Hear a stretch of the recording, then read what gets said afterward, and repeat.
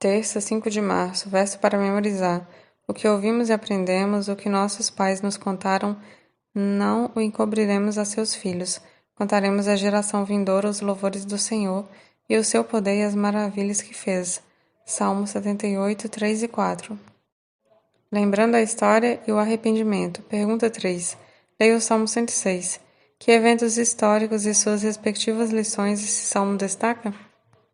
Louvado seja o Senhor, deem graças ao Senhor, porque Ele é bom, seu amor dura para sempre. Quem poderá contar os feitos poderosos do Senhor? Quem poderá louvá-lo como Ele merece? Como são felizes os que fazem o que é certo e praticam a justiça todo o tempo.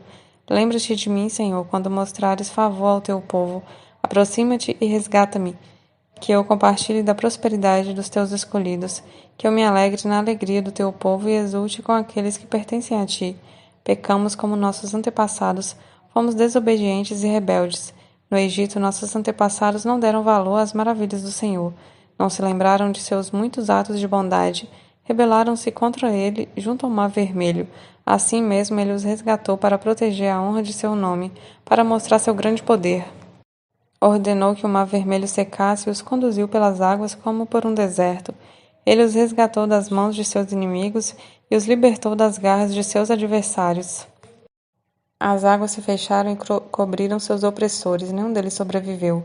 Então creram em suas promessas e cantaram louvores a ele. Depressa, porém, esqueceram-se do que ele havia feito, não quiseram esperar por seus conselhos. No deserto, os desejos do povo se tornaram insaciáveis. Puseram Deus à prova naquela terra desolada. Ele atendeu a seus pedidos, mas também lhes enviou uma praga. No acampamento tiveram inveja de Moisés e de Arão, o sacerdote consagrado ao Senhor. Por isso a terra se abriu, engoliu Datã e sepultou Abirão e os outros rebeldes. Fogo desceu sobre aqueles que os seguiam. Uma chama consumiu os perversos. No monte Sinai fizeram um bezerro, prostraram-se diante de uma imagem de metal.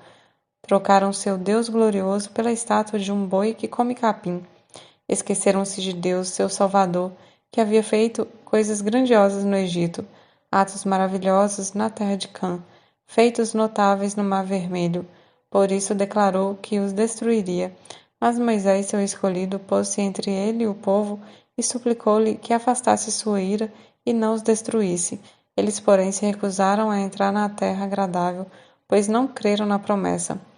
Em vez disso, resmungaram em suas tendas e não deram ouvidos ao Senhor. Assim ele jurou solenemente que os mataria no deserto, que dispersaria seus descendentes entre as nações e os enviaria para o exílio em terras distantes. Depois juntaram-se aos adoradores de Baal em Peor. Chegaram a comer sacrifícios oferecidos a mortos. Com todos esses atos provocaram a ira do Senhor, por isso uma praga se espalhou entre eles. Finéias, porém, teve coragem de intervir e a praga foi detida. Assim, desde então, ele foi considerado justo. Também em Meribá provocaram a ira do Senhor e causaram sérios problemas a Moisés. Fizeram Moisés se irar, e ele falou sem refletir. Não destruíram as nações que habitavam na terra como o Senhor lhes havia ordenado. Em vez disso, misturaram-se com elas e adotaram seus costumes. Adoraram ídolos estrangeiros, o que causou sua ruína. Chegaram a sacrificar aos demônios seus filhos e filhas. Derramaram sangue inocente, o sangue de seus filhos e filhas. Ao oferecer sacrifícios aos ídolos de Canaã, contaminaram a terra com sangue. Assim mesmos contaminaram com seus atos perversos. Seu amor aos ídolos foi adultério. Por isso a ira do Senhor se acendeu e ele sentiu aversão por seu povo, sua propriedade. Entregou-os às nações e foram dominados por aqueles que os odiavam. Seus inimigos os oprimiram e os sujeitaram ao seu poder cruel. Muitas vezes os livrou, mas escolheram se rebelar contra ele.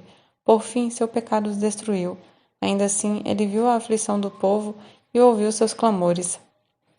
Lembrou-se de sua aliança com eles e teve compaixão por causa do seu grande amor. Fez que seus captores os tratassem com misericórdia. Salva-nos, Senhor nosso Deus.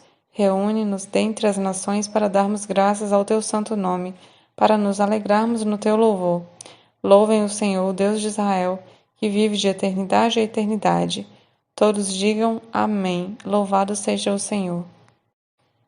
O Salmo 106 também evoca os principais eventos da história de Israel, incluindo o Êxodo, a permanência no deserto e a vida em Canaã. enfatiza os pecados hediondos dos antepassados que culminaram na geração levada para o exílio.